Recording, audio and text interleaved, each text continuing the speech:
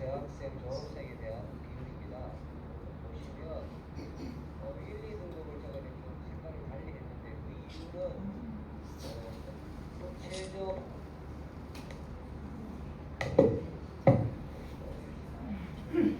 최저가 되는 그런 상황이라서 제가 이렇게 좀 색깔을 바꿔서 말씀을 드리고 있는 점 양해해 주시기 바랍니다.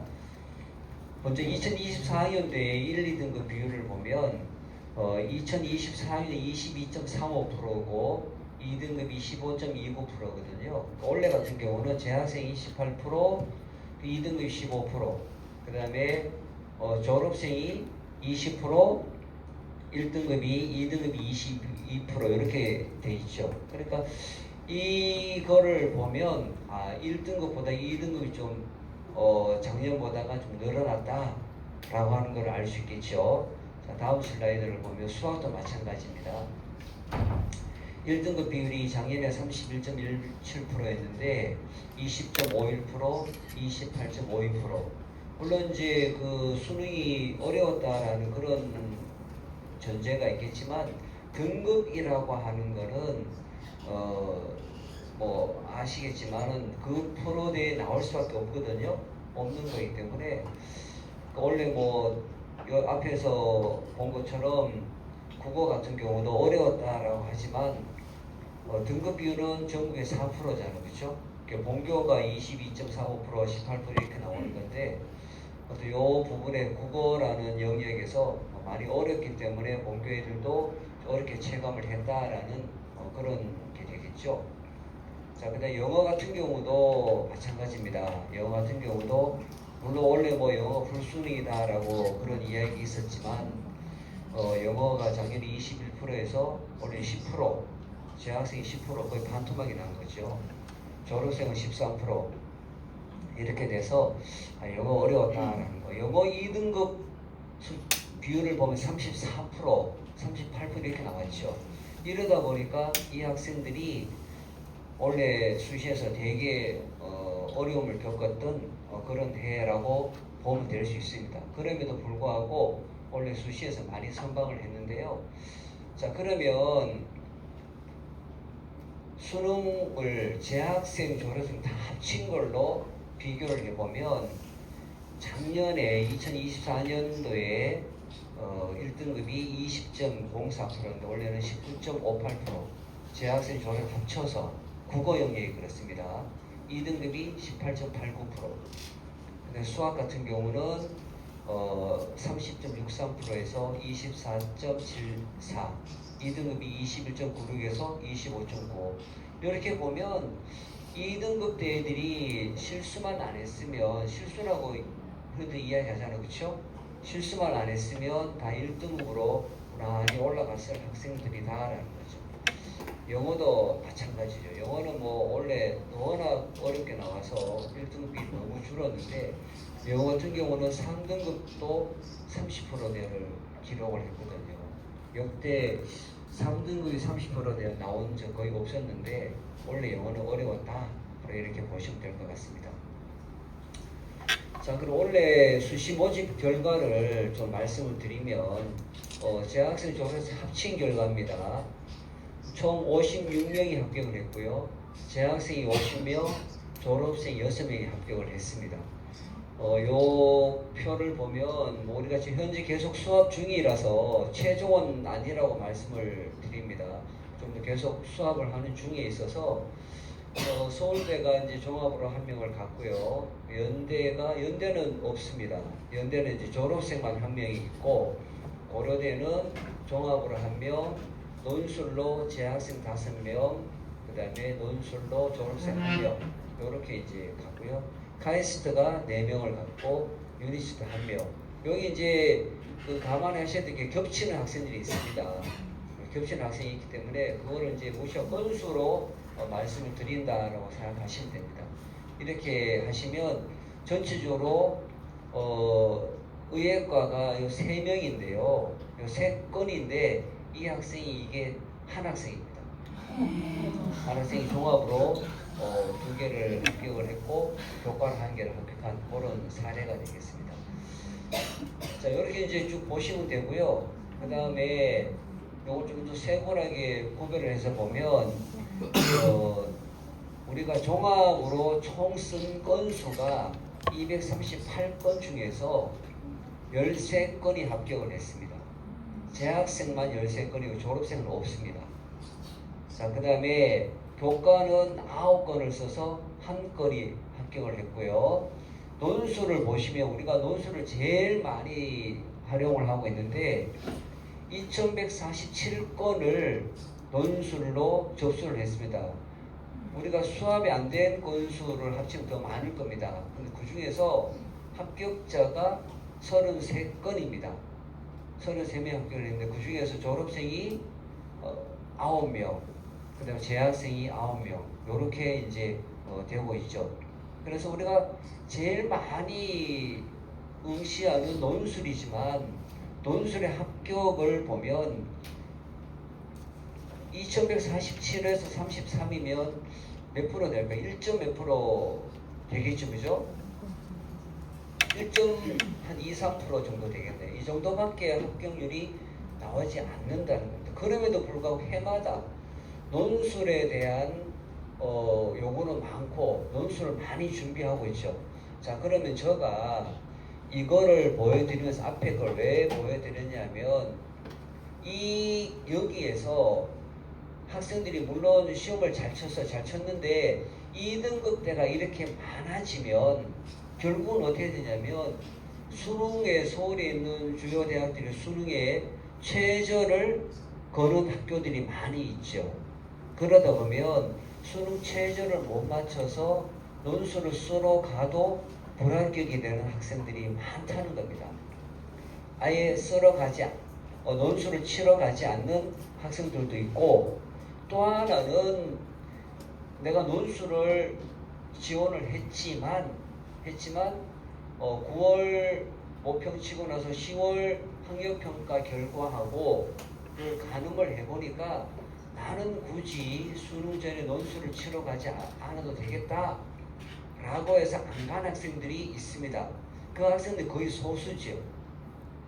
자, 이렇게 되다 보니까 학생들이 논술에 대해서 엄청나게 많은 돈을 투자를 하고도 불합격이 되는 그런 사례가 지금 해마다 증가를 하고 있죠.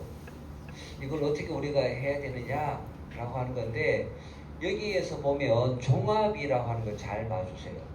종합이 238건 중에 13건에 합격을 했고 그 모두가 재학생입니다. 225건 중에 13건이면 비율로 따지면 어때요? 논술보다 훨씬 더 높은 합격률을 보이고 있거든요. 그래서 선생님들이 늘 이야기를 하지만 학교 생활을 충실히 하고 학교 생활 기록부를 너가 잘 만들 수 있도록 교과 선생님하고 잘 유기적인 관계를 가져라 라는 이야기들을 많이 하고 있죠. 그럼에도 불구하고 제가 장학연 부장을 이제 원래 2번째 합니다만은 그 결과를 보면 어떻습니까? 수업 시간에 자기가 원하는 공부를 하는 학생들이 상당수가 있죠.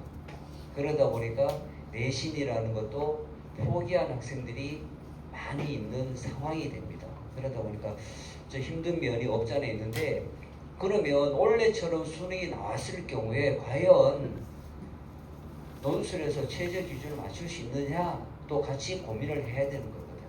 그래서 뭐 작년도 그렇고 선배들에 대해서 선생님이 늘 하는 이야기가 일단은 최저 기준 맞추는 게 중요한 거니까 수능 공부를 열심히 하는 것이 논술을 잘 쓰는 하나의 방법이다 라고 이야기를 합니다만은, 학생들의 현실로 봐서는 그게 잘 되지 않는 것도 현실이다 라고 하는 걸 좀 알아주시면 좋겠어요. 이 내용은 뭐 그렇게 쭉 다 보셨죠? 요거 사진 찍으셔도 됩니다. 자, 그 다음에 요거 이제 지금도 이것도 사진 찍으셔도 돼요. 그럼에도 불구하고 금년 입시에서 수시에서 작년보다가 훨씬 더 선방을 했습니다. 자, 종합으로 보면 작년에 종합에서 재학생이 9명이고 올해는 13명이죠. 교과에서 작년에 2명, 올해 1명. 그 다음에 논술에서 작년에 18명, 올해 24명, 졸업생 11명, 9명. 그래서 총합으로 29, 33으로 해서 논술에도 합격률이 조금 올라갔습니다. 예체능은 뭐 이제 실기 위주 전형이라서 학생들이 올해도 이제 뭐 모형이라든가 뭐 이런 쪽에서 많이 합격을 했거든요. 그래서 이렇게 된다는 거예요. 이건 이제 또 다시 말씀드립니다만은 7 뭐 이 숫자는 학생 한 명이 아니고요. 학생에 대한 건수입니다. 건수로 이해를 해 주셔야 됩니다. 그래서 종합으로 보면 재학생이 작년에 31건에서 올해 45건으로 많이 늘었다. 졸업생은 13건에서 9건으로 줄었고, 그래서 종합으로 54명이 합격을 했고요. 육사 2명을 합치면 56건이 수시에서 합격을 했습니다. 그래서 올해 현 고3 학생들이 작년 선배들보다가 수시에서는 조금 더 좋은 결과를 보이고 있다 라고 이렇게 말씀을 드릴 수 있겠습니다. 자, 지금부터는 사진을 찍으시면 안 됩니다. 제발 부탁을 드립니다. 사진 찍지 말아주세요. 이건 학생이 누구라고는 이제 말씀을 안 드리는데 알 수 있는 거기 때문에 사진 찍지 마시고 눈으로 꼭 봐주시기 바랍니다. 이 학생 서울대 이제 학종으로 합격한 학생인데요. 수능 점수하고 내신 점수를 보면 내신이 1학년 1.28, 2학년 1.45, 3학년에 1.86 해서 3학년이 좀 떨어졌는데 이 학생이 전체적으로 해서 서울대 학종으로 합격을 했습니다. 과가 어디인지는 제가 말씀을 안 드립니다. 그래서 이 학생이 이렇게 보면 올해 수능 점수로 봐서는 절대로 이 점수로 의예과를 합격할 수 있는 그런 학생은 아닌데요. 이 학생은 이제 의예과 쪽으로 지망하는 학생이라서 그렇게 대강 눈치채시기 바랍니다. 두 번째 사례를 보면 카이스트 학종으로 합격한 사례인데요. 평소에 이 학생이 수학을 되게 잘하는 학생이에요. 앞으로 잠깐 가서 이 학생 같은 경우는 학교 내신 관리라든가 뭐 학생부 관리라 이런 부분이 아주 잘 되어 있는 학생입니다. 그러다 보니까 좋은 결과를 냈고요. 작년에도 마찬가지로 한 명이 내신 관리하고 학생 관리를 철저히 잘해서 역시 서울대 학종으로 합격한 사례가 있어서 올해도 똑같이 그런 부분이 영향을 많이 미친 것 같습니다.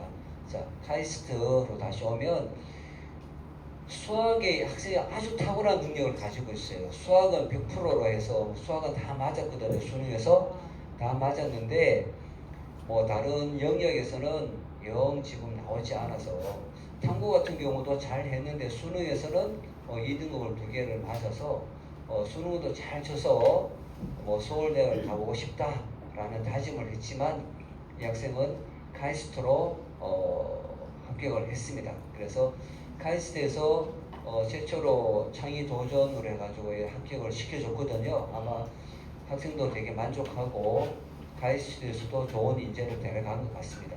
근데 내신 성적을 보면 이렇게 나와 있는데요. 그래서 카이스트에서 학생이 어떤 창의 도전이지만 이게 내신 성적만 가지고 보지 않는다라는 거. 혹시 카이스트에 지원할 학생들이 있으면 카이스트에서는 외부 활동 내역도 제출할 수 있거든요. 이 학생 같은 경우 수학 올림피아드 등 이쪽에 나와서 아주 좋은 성적을 거둔 실적이 있어요. 아마 그것이 많이 반영되지 않았나 싶은 생각이 들고요. 자, 그 다음에 두 번째로 카이스트 학종으로 합격한 데도 이 학생은 학교생 너무 성실했어요. 내신을 보면 1학년 때 2.5, 3학년 2.3, 2학년 2.3, 3학년 1.5 해서 성적이 점점 향상되고 있죠. 향상되고 있고 또 학교 생활도 너무 성실한 학생인데 정말 이 학생이 카이스트 합격을 안 했다면 정시에서는 아마 갈 수 있는 인서울로 갈 수 있는 주요 대학이 거의 없을 정도였거든요. 너무 성실했고 지금까지 모의고사 결과도 좋았는데 수능에서 점수가 조금 잘 안 나왔는데 이 학생이 이렇게 합격을 했습니다. 그러니까 카이스트 같은 경우에 어떤 도전적인 그러한 것들, 뭐 자소서의 내용 이런 것들을 참고해서 합격을 하는데 제가 카이스트 학생들에게 지원한 학생들에게 작년에 무슨 이야기를 했냐면 카이스트에 꼭 가고 싶다면 자기 자소서를 좀 잘 써라. 그냥 뭐 중얼중얼 하지 말고 내가 무엇을 하고 싶은 건지를 정해서 쓰는 것이 좋겠다. 그래서 보면 카이스트에서 보면 매달 또는 분기별로 웹진 형태의 잡지들이 오거든요. 거기 보면 중요한 어떤 그런 것들이 있습니다. 그런 내용들을 읽어보고 나는 이런 내용에 관심을 가지고 이렇게 뭐 하고 싶다라는 내용을 적어준다면 그 대학의 입학사정관이나 교수님들이 관심을 가질 수밖에 없거든요. 그런 부분들이 아마 올해는 좀 중요하게 된 것 같습니다. 그래서 제가 그렇게 이야기했던 것들이 좀 먹혔다라는 생각이 들었고 우리가 학교에서도 노력 안 하는 게 아니거든요. 카이스트 입학사정관들이 와서 설명회를 할 때 왜 낙생고의 우수한 학생을 자꾸 떨어뜨리느냐, 왜 뭐 의사라는 진로가 조금만 적혀 있어도 왜 떨어뜨리느냐라고 되게 항의를 많이 했어요. 그러다 보니까 올해 같은 경우는 좀 최종 4명이 합격을 했는데 좋은 결과를 우리가 얻었던 것 같습니다. 자, 그 다음에 이 학생 같은 경우는 이제 인문 계열로 합격을 한 학생인데요. 아니네요. 이 학생은 인문이 아니고, 자연 계열인데요. 학종으로 합격을 했습니다.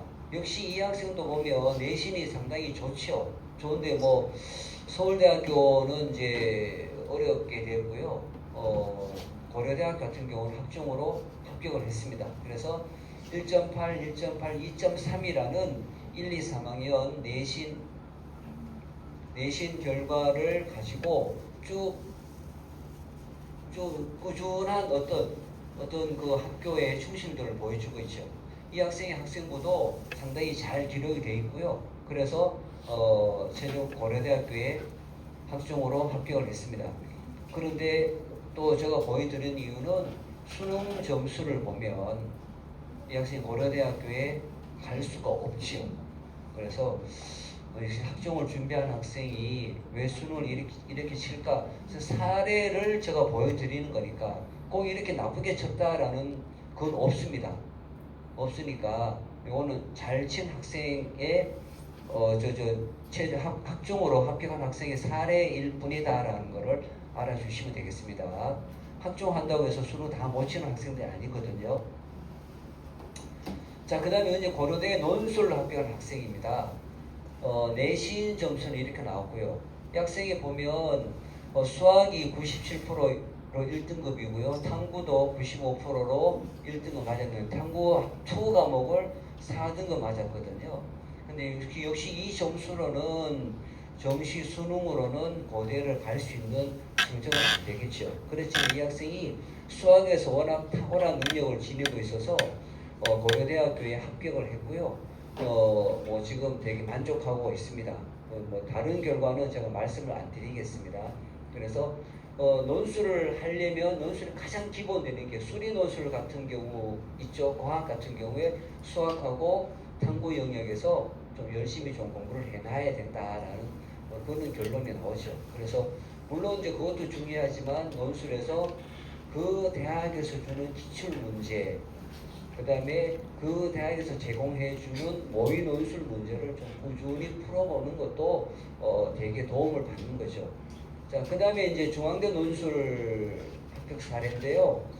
이 학생 같은 경우에 3탐입니다. 그래서 인문 쪽으로 갔는데 수능도 뭐 곧잘 나쁘지 않게 쳤어요.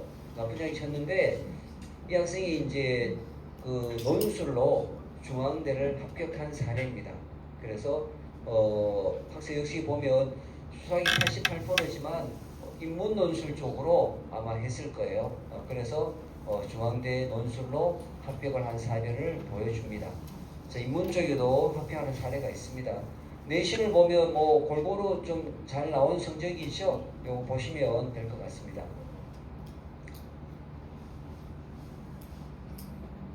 그다음에 이 학생도 역시 중앙대 논술을 합격했는데요. 요거는 제가 사탐이라 적었는데 사탐이 아니고 과탐입니다. 죄송합니다. 과탐 학생인데 논술로 합격을 한 이 학생을 보면 아예 뭐 논술 쪽에 너무 치중해서 공부를 하지 않았나 이런 생각을 해봅니다. 그래서 점수상으로 봤을 때는 어떻게 논술을 합격했지 하고 내신도 그렇다는 거죠. 그래서 논술을 할 때는 제가 아까 말씀드린 것처럼 그 논술 사례를 좀 잘 귀담아서 들으시고 학생들에게 좀 알려주시면 좋을 것 같아요.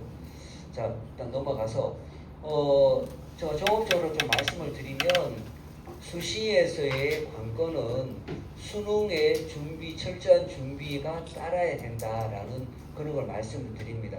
아까도 말씀드렸지만 논술이 많은 학생들이 지원을 합니다. 왜? 가장 쉽게 접근할 수 있는 그런 부분이다라는 거. 학종이나 교과 같은 경우는 또 제일 많이 따르는 게 교과 내신에 대한 유불리를 많이 따시거든요. 그러다 보니까 논술에 많이 접근을 하는데 논술을 잘하고 논술에 좋은 결과를 얻기 위해서는 결과적으로 수리 논술, 인문 논술 쪽에 좀 특화를 시켜야 된다라는 그런 말씀을 좀 드리고 싶습니다. 그러려면 어떻게 됩니까? 수능에서 잘 칠 수 있도록 또 수능 최저를 못 맞춰서 탈락하는 일이 없도록 해야 한다라는 거를 좀 말씀을 드립니다. 자, 그리고 이제 수험생의 자세를 몇 가지 적어놨는데요. 좀 읽어보시고 일단 황영 부장님께 또 말씀을 드리겠지만 세 번째 걸 잠깐 보면 내신 경쟁력을 확보를 해라라는 거. 수시 모집이나 정시 모집에도 사용될 수 있다라는 거. 그거 좀 말씀드리고요.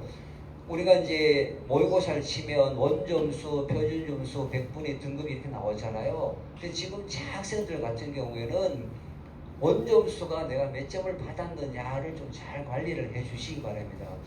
보통 보면 난 몇 등급이야 몇 등급이야만 이야기하고 말거든요. 여기 순서를 보세요. 순서를 보면 원점수, 표준점수, 100분위, 등급 이렇게 관리가 되는 거예요. 원점수에 따라서 표준이 얼마 나오고 100분위가 얼마고 등급이 얼마가 나오거든요. 등급은 제일 마지막이잖아요. 나는 1등급이야가 중요한 게 아니고 1등급인데 100분위가 얼마고 원점수가 얼마냐라는 거죠. 원점수라고 하는 말은 뭘까요? 그 학생의 문제풀이 실력인 거죠. 실력이 2개 틀렸는데 1등급 맞았어. 3개에서 1등급 맞았어. 그러면 물론 1등급이라고 하는 거에서 어떤 기분은 좋겠지만 틀린 거에 대한 그 부분을 우리가 좀 명확하게 짚고 넘어가자라는 겁니다. 다시 말씀드리면 틀린 부분을 내가 왜 틀렸는지 조금 더 면밀하게 자기가 살펴야 된다라는 말씀을 드리고 싶어서 이렇게 말씀을 드린 겁니다. 그 다음에 보면 정기적인 입시 상담을 좀 해달라는 말씀을 드립니다. 2월달이 되면 3학년 체제로 바꿔서 새로운 3학년 담임선생님이 교실에 들어오고 자율학습도 관리하고 이렇게 하실 거예요. 그때 담임선생님하고 좀 면담을 해서 이 학생이 어떤 방향으로 진로를 갈 건지 또는 진학에서는 뭐 논술로 지원할 건지 학종으로 갈 건지 뭐 아니면 수능까지 올인할 건지 뭐 등등 이러한 것들을 먼저 담임선생님하고 좀 상의를 하시고 3월 모의고사 끝나고 또 한번 하세요. 꼭 하셔야 됩니다. 그 다음에 이제 6월에 이제 뭐죠? 모의 수능이 있잖아요. 6월 모의 수능, 9월 모의 수능 때 꼭 하시고 이 중에서 가장 중요한 거는 여름 방학 때 담임선생님하고 꼭 상담 일정을 잡으시기를 저는 권장을 드립니다. 여름 방학 학생들이 학교를 많이 나오니까 물론 담임선생님 나오시죠? 그때 일정을 잡으셔가지고 지금까지 6월까지의 결과 7월도 있잖아요. 그죠? 그 결과를 보고 2학기 때는 이제 수시도 쓰고 해야 되니까 수시의 방향을 잡아야 되고 그 다음에 정시까지는 어떻게 갈 건지도 잡아주는 게 여름방학 때 상담하는 겁니다. 그래서 여름방학 상담이 되게 중요한 상담이다 라고 하는 것을 꼭 명심하시고 여름방학 상담할 때 꼭 보면 이런 이야기들이 나와요. 3월, 6월, 그 다음에 7월, 3월, 5월, 6월, 7월 친구 중에 가장 좋은 점수를 가지고 상담하는 경우가 있어요. 물론 그것도 좋지만 그 다음에 제일 안 나왔을 경우도 상정을 해서 상담을 같이 하다 보면 그 중에서 방법이 나오거든요. 그런 방법을 담임선생님하고 잘 협의하고 해서 학생의 진로 방향을 잡아서 좋겠고, 가급적이면 학생과 학부모님이 같이 상담을 하셔서 어떤 학생과 학부모 간의 커뮤니케이션이 잘 안 돼서 진하게 어려움을 겪는 일이 없었으면 좋을 것 같습니다. 나머지 9월 이후에는 수시로 담임선생님 불러서 상담을 하시니까 그때 이제 상담할 때는 이제 실질적인 상담이 이루어지겠죠. 이제 나머지는 이제 보시면 되고요. 그 다음에 이제 요거 좀 말씀을 드릴게요. 우리 학교 학생들이 열심히 노력을 하고 뛰고 있지만 정말 하다 보면 힘들 때가 있습니다. 힘들 때 부모님들도 힘주는 이야기를 해주시고, 어려울 힘들 때 부모님이 학생 편이 대해주시면 학생이 그래도 믿을 구석이 있다라는 이런 생각이 들 거예요. 물론 어머니도 답답하시고 힘드시겠지만 그래도 학생을 믿어주시고 좋은 이야기를 해주시면 학생들이 더 힘내서 더 열심히 할 거라고 저는 생각을 합니다. 네, 시간이 많이 됐기 때문에 저 여기서 마치도록 하고요. 마지막으로 하나 더 부탁드리고 싶은, 제가 왜 담임선생님하고 상담을 하라 그러냐면, 담임선생님 많은 자료를 가지고 있습니다. 실질적인 데이터 자료를 가지고 있으니까 그 데이터를 하나하나 검토해 보면 방향성이 보입니다. 그 부분을 제가 말씀을 드리고 나머지는 생략하고 마치겠습니다. 감사합니다.